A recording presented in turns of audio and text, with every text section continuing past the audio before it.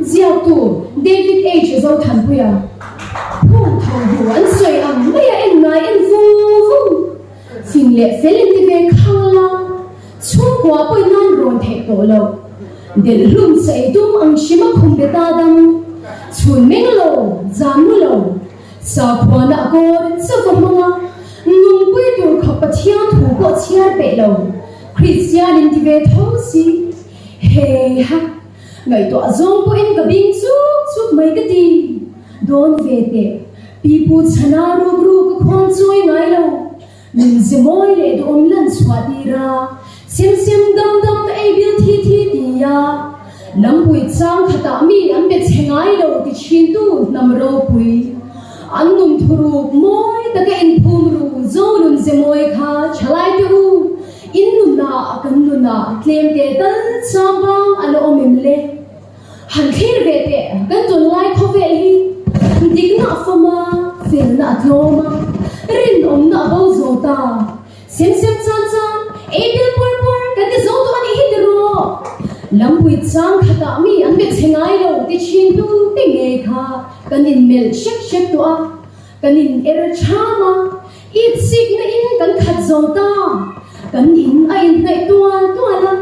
kan ril ru ero a in hla tua loi si tu ti thung chuan Christian chat tak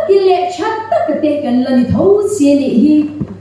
he kan zor ma nge yan khonge zo nun moi kha thu dik cham ve manga san na ru pui ro re na dik chu loi angin luang go se ti chu pi sam na tar mai tang ba kan tu ta lo lui chu soi lo pa be na zing zun tia pui ro re na dik chu luang yim ni en be so mi the chan a in thar ram thar le ta so Christian ram he kan zoram nge hi arum vong anna a in ni the sin chalai do ta lai na tu nei lo nim hingin abom ne zoram hi chan kla ka lo ma nang le ke din buan ven kan soi china sa phwana akor sa vong lova la ba chi tu swal buat ani ti thin lu ta ka kan pom chuan he zoram hi kan thung ding le nge don ani inun kanun himi kan min chiaran min khere na Christian chattak ni tura buat se chalai di hian Christian nun da noi chu kan chom nung zia tur ani zo don lom ni swal zak ze ne ring chu lel parum bo chu